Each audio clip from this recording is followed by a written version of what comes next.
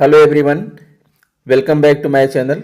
दोस्तों, आपकी ज़रूरतों और डिमांड को ध्यान में रखते हुए मैं आपके लिए होमवर्क करके आ गया हूं और आपके लिए एक शानदार वीडियो लेकर आया हूं। और यह वीडियो आधारित है आपके मॉड्यूल 3 निष्ठा प्रशिक्षण कार्यक्रम।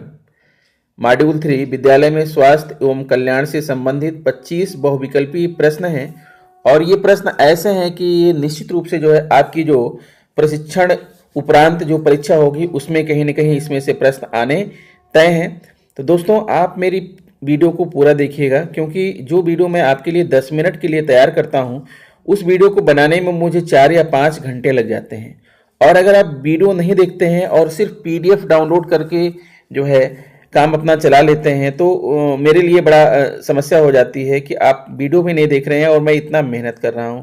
दोस्तों, मैं इस वीडियो का पीडीएफ आपको दे रहा हूं, इसकी लिंक डिस्क्रिप्शन में दे रहा हूं। लेकिन ध्यान दीजिएगा, पीडीएफ जो है पासवर्ड प्रोटेक्टेड है और इस वीडियो के शुरू से लेकर अंत के बीच में कहीं भी मैं आपको पासवर्ड डिस्क्लोज करूंगा, उसको बताऊंगा।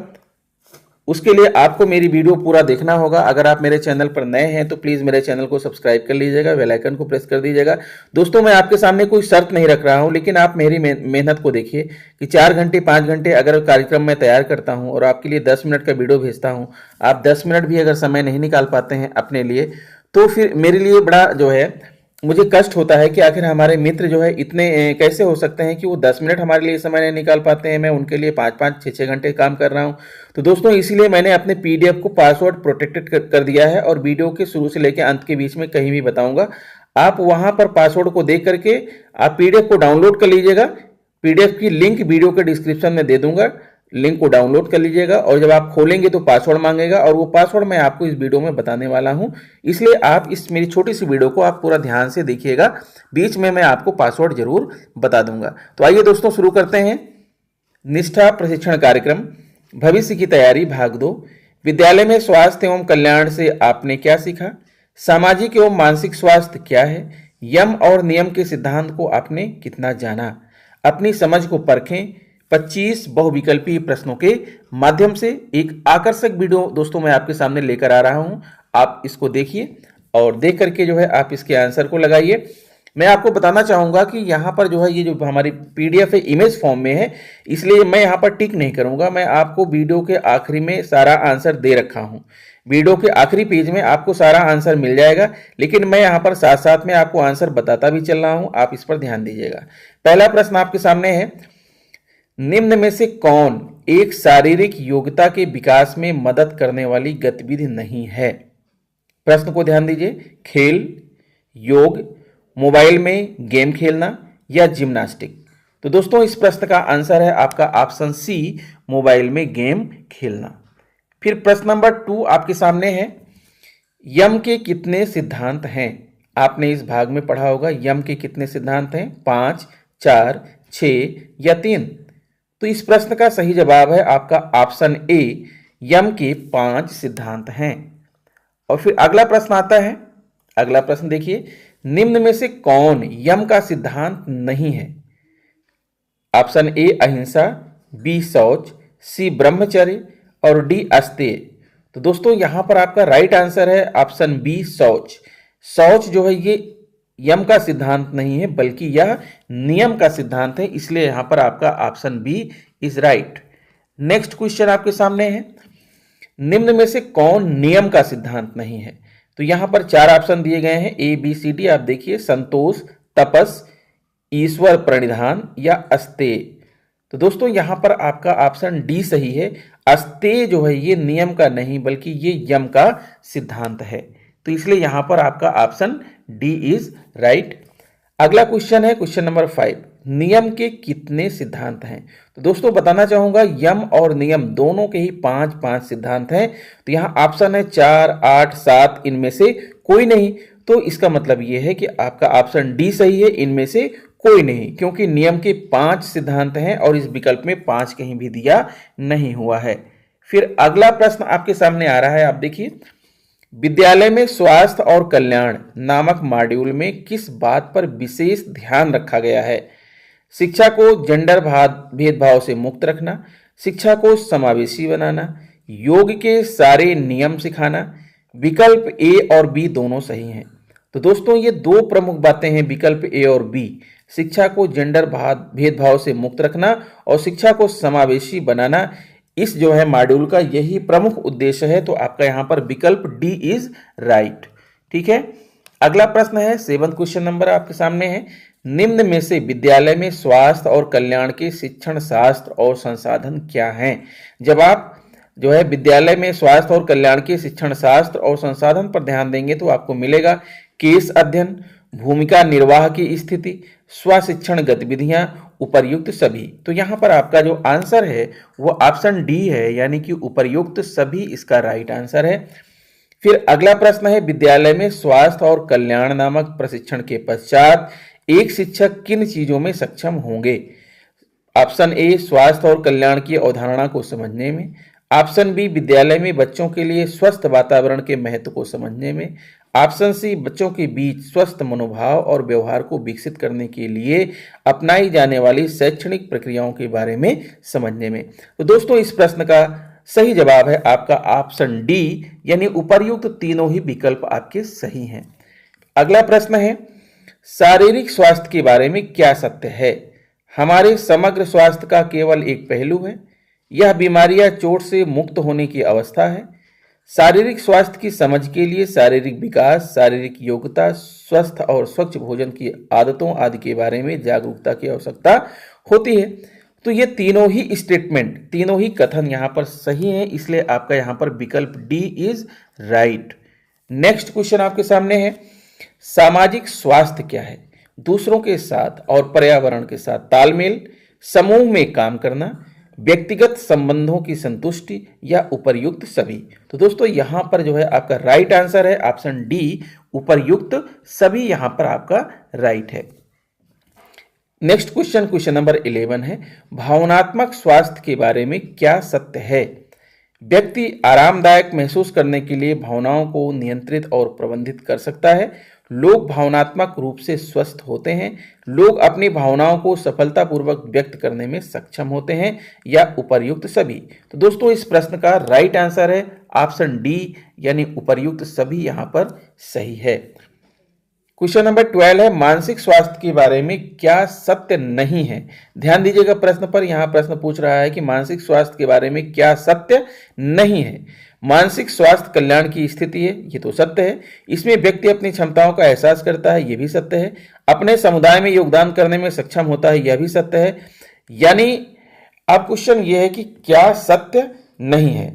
ठीक है, अपने समुदाय में उपर्युक्त सभी सत्य नहीं है, ये कैसे हो सकता है। मानसिक स्वास्थ्य कल्याण की स्थिति है, ये तो सत्य है। इसमें व्यक्ति अपनी क्षमताओं का एहसास करता है, ये भी सत्य है। अपने समुदाय में योगदान करने में सक्षम होता है, यह भी सत्य है। यानी ऑप्शन डी जो है यहां होना चाहिए इनमें से कोई नहीं। ये मुझसे लिखने में गलती हो गई है, तो इसको आप समझिए कि इनमें से कोई नहीं। तो इस तरह से आपका इस लिहाज से ऑप्शन डी इज राइट, लेकिन ऑप्शन को बदल लीजिएगा दोस्तों, यहां पर आपको समझना होगा इनमें से कोई नहीं।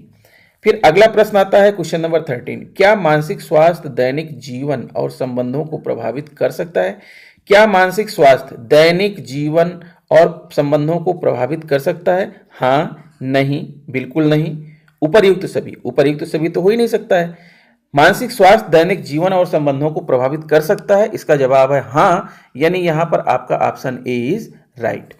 अगला प्रश्न आपके सामने आ रहा है, क्वेश्चन नंबर 14 है, WHO का फुल फॉर्म क्या है। बहुत ही सरल प्रश्न है, छोटा छोटा बच्चा जानता है। WHO का फुल फॉर्म है विश्व स्वास्थ्य संगठन, विश्व सामाजिक संगठन, विश्व विरासत संगठन, उपर्युक्त सभी। तो दोस्तों यहां पर आप जानते हैं कि आपका ऑप्शन ए राइट है, विश्व स्वास्थ्य संगठन, वर्ल्ड हेल्थ ऑर्गेनाइजेशन WHO का फुल फॉर्म है। अगला प्रश्न है, मानसिक स्वास्थ्य में क्या शामिल नहीं है। ध्यान दीजिएगा, क्या शामिल नहीं है। मनोवैज्ञानिक लचीलापन प्राप्त करना, ये तो शामिल है। जीवन गतिविधियों और प्रयासों के बीच संतुलन बनाना, यह भी शामिल है।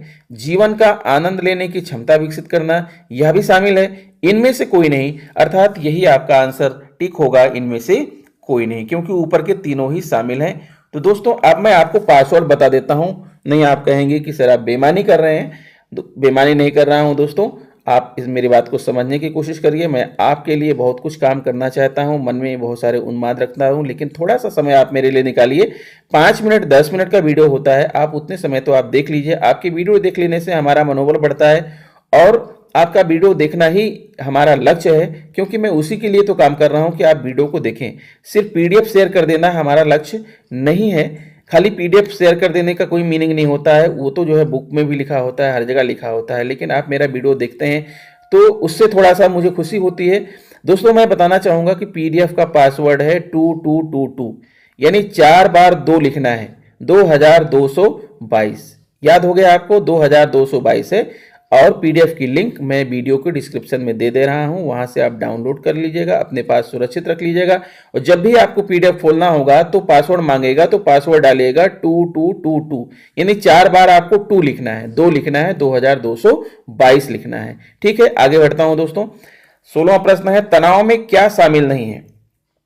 भय, अपराध बोध, घबराहट, इनमें से कोई नहीं। इनमें से कोई नहीं ऑप्शन आपका सही होगा, क्योंकि ऊपर जो तीनों दिए गए हैं तनाव में तीनों ही शामिल हैं, इसलिए ऑप्शन डी आपका राइट है। 17वां प्रश्न है, 17वां है, तनाव का असर किन चीजों पर पड़ता है? शैक्षणिक प्रदर्शन पर हाँ पड़ता है, क्रियाशीलता पर, इस पर भी पड़ता है, व्यवहार पर भी पड़ता है, यानी उपर्युक्त सभी पर पड़ता है। तो यहां पर आपका जो ऑप्शन डी है वो राइट है। और अगला प्रश्न है 18वां, बीमारी या विकार निरंतरता में व्यक्ति के अंदर क्या लक्षण दिखते हैं? नींद या खाने में कठिनाई, आत्महत्या की प्रवृत्ति, सामाजिक अलगाव या उपर्युक्त सभी। तो दोस्तों ऊपर के तीनों ही विकल्प यहां पर सही हैं, इसलिए आपका ऑप्शन यहां पर डी को सही आप टिक करिएगा। अगला प्रश्न है आपके सामने आ रहा है, बच्चों का शारीरिक विकास स्वास्थ्य के महत्वपूर्ण घटकों में से एक है, यह कथन सत्य है, असत्य है, ना सत्य है, ना असत्य है, पता नहीं। आप क्या सोचते हैं? मेरे हिसाब से तो यह सत्य है, बच्चों का शारीरिक विकास स्वास्थ्य के महत्वपूर्ण घटकों में से एक है, यह कथन बिल्कुल सत्य है। Option A is right. Question number 20 आप देख सकते हैं, हमारे शरीर में परिवर्तन, जो हमारे शरीर में परिवर्तन होता है वो क्या होता है? सामान्य है, प्राकृतिक है, स्वस्थ है, उपर्युक्त सभी। तो इससे रिलेटेड जो है ट्रेनिंग में एक प्रश्न भी आया था दोस्तों, आपको पता होगा। तो ऊपर के तीनों ही विकल्प सही हैं, यानी option D is right here. ठीक है, नेक्स्ट क्वेश्चन है 21 आप देख पा रहे हैं, हमारे शरीर में परिवर्तन होता है, इस संबंध में कौन सा कथन सत्य है? शारीरिक परिवर्तन पहले होता है, मनोवैज्ञानिक परिवर्तन दूसरे क्रम पर होता है, सामाजिक परिवर्तन सबसे बाद में होता है। तो आप क्या सोच रहे हैं दोस्तों इसके बारे में? कौन सा परिवर्तन पहले होता है, कौन सा परिवर्तन बाद में होता है? क्या आप ये कह सकते हैं? क्या ऐसा कोई फिक्स है? नहीं। कुछ बच्चों में शारीरिक पहले होता है, सामाजिक बाद में होता है, मनोवैज्ञानिक पहले हो जाता है, यानी ये निश्चित नहीं है, अर्थात यह अनिश्चित है। तो इस हिसाब से आपका यहां पर ऑप्शन डी इज राइट। ठीक है, अगला प्रश्न 22वां है, चेहरे के बाल दिखाई देना लक्षण है? ऐसा प्रश्न जो है आपके ट्रेनिंग में पूछा गया था। चेहरे के बाल दिखाई देना लक्षण है लड़कों का, लड़कियों का, दोनों का, इनमें से कोई नहीं। तो दोस्तों चेहरे के बाल तो लड़कों को ही दिखाई पड़ते हैं, दाढ़ी है, मूछें हैं, ये लड़कों को दिखाई पड़ते हैं, लेकिन कभी कभी जो है अनियमितता या हार्मोनल जो है डिसबैलेंस के कारण लड़कियों को भी कुछ बाल चेहरे पर दिखाई पड़ते हैं, लेकिन वो जो है परमानेंट नहीं है, वो सत्य नहीं है। कभी कभार वो जो है डिस्टर्बेंस के कारण होता है, इसलिए इस प्रश्न का राइट आंसर है ऑप्शन ए लड़कों का। चलिए आगे बढ़ते हैं। चपलता संबंधित है, चपलता किस चीज से संबंधित है? तीव्रता से हिलने डुलने, शारीरिक गतिविधियां करने की क्षमता, फुर्तीपन, इनमें से कोई नहीं। दोस्तों चपलता जो है आप जानते होंगे कि जो बच्चा या जो व्यक्ति चपल होता है तीव्रता से हिलता डुलता भी है, शारीरिक गतिविधियां भी करता है और फुर्तीपन भी उसके शरीर में होती है, अर्थात ऊपर तीनों ही संबंधित हैं। तो आपका ऑप्शन जो है क्या कहेंगे? तीव्रता से हिलना डुलना, शारीरिक गतिविधियों की क्षमता, फुर्तीपन, ये तो तीनों संबंधित हैं। अब डी है इनमें से कोई नहीं, तो इनमें से कोई नहीं की जगह होना चाहिए था उपर्युक्त सभी। उपर्युक्त सभी ये सही होगा, यहां पर आप सही कर लीजिएगा, क्योंकि लिखते समय थोड़ा सा जो है दिमाग का जो बैलेंस है वो इधर उधर सोचने में चला जाता है, तो इसलिए लिखते हैं कुछ लिख जाता है कुछ। दोस्तों यहाँ डी की जगह पर आपको लिखना है उपर्युक्त सभी, उपर्युक्त सभी। ठीक है, तीनों ही विकल्प सही हैं, ऑप्शन डी सही होगा, लेकिन यहाँ पर जो इनमें से कोई नहीं लिखा है इसकी जगह आप पढ़िए उपर्युक्त सभी। चलिए, आप काफी समझदार हैं, इन छोटी मोटी चीजों के लिए आप क्षमा करेंगे। 24वां प्रश्न देखिए, हमारे भावों को देखिए, वर्तनी पर नहीं। 24वां प्रश्न है, प्राणायाम में क्या शामिल नहीं है? अनुलोम विलोम, सितकारी, भ्रामरी, कपालभाति। सोचिए क्या सही है, क्या शामिल नहीं है? दोस्तों प्राणायाम में अनुलोम विलोम भी है, सितकारी भी है, भ्रामरी भी है, लेकिन कपालभाति प्राणायाम में नहीं है। कपालभाति एक शारीरिक क्रिया है, ठीक है, इसलिए यहां पर ऑप्शन डी आपका राइट होगा। हाँ तो दोस्तों, जैसा कि आप देख पा रहे हैं, यह इस वीडियो का आखिरी प्रश्न है, 25वां प्रश्न। मैं इस प्रश्न को पढ़ूं इसके पहले मैं आपसे आग्रह करूंगा कि अगर आपको मेरा वीडियो अच्छा लग रहा है तो प्लीज़ मेरे चैनल को सब्सक्राइब कर लीजिए, बेल आइकन को प्रेस कर दीजिए और दूसरे मित्रों को शेयर भी कीजिए। मैं आपके लिए मॉड्यूल 2 की वीडियो लेकर आने वाला हूँ, आप चैनल पर बने रहिए, ठीक है। इसके बाद मैं आपके सामने आंसर का प्रेजेंटेशन करूंगा। तो 25वां प्रश्न देखिए, संतुलित आहार में शामिल है, संतुलित आहार में शामिल है क्या? भूख लगे तो मैगी खा लेना, चाउमीन पिज्जा बर्गर खाना, दूध पीकर रह लेना, या उचित मात्रा में कार्बोहाइड्रेट प्रोटीन वसा और विटामिन से युक्त भोजन लेना। दोस्तों थोड़ा सा मैं इस वीडियो में आपके हंसने के लिए भी जो है मैंने ऑप्शन दे दिया है, तो थोड़ा सा आप हंस लीजिएगा, खुश हो लीजिएगा। आप जानते हैं कि इस प्रश्न का राइट आंसर है ऑप्शन डी, उचित मात्रा में कार्बोहाइड्रेट प्रोटीन वसा और विटामिन से युक्त भोजन लेना। अब इसके बाद आपके सामने ये जो है प्रस्तुत है आंसर, 1 से लेकर 25 तक के आंसर जो मैंने बताए वो मैंने यहाँ पर दे भी रखा है, आप इसे PDF में डाउनलोड कर लीजिएगा। दोस्तों फिर से मैं आपसे कह रहा हूँ कि PDF का जो पासवर्ड है वो है जो है 2222, यानी 4 बार 2 लिखना है, 2222। तो आप मुझसे PDF की डिमांड मत करिएगा। PDF की लिंक मैं वीडियो के डिस्क्रिप्शन में दे रहा हूं। दोस्तों इतने लोग PDF की डिमांड करते हैं, मैं उनको अलग अलग PDF निकाल करके भेज पाना मेरे लिए बड़ा मुश्किल हो जाता है, इसलिए मैं PDF भेज नहीं पाऊंगा। आप वीडियो के डिस्क्रिप्शन में जाकर PDF की लिंक को डाउनलोड कर लीजिएगा और पासवर्ड जो है 2222 यानी 4 बार 2 डालिएगा, खुल जाएगा और आप अपने लिए इसे सुरक्षित रख सकते हैं। तो दोस्तों मिलता हूँ आपसे नेक्स्ट वीडियो में, नमस्कार।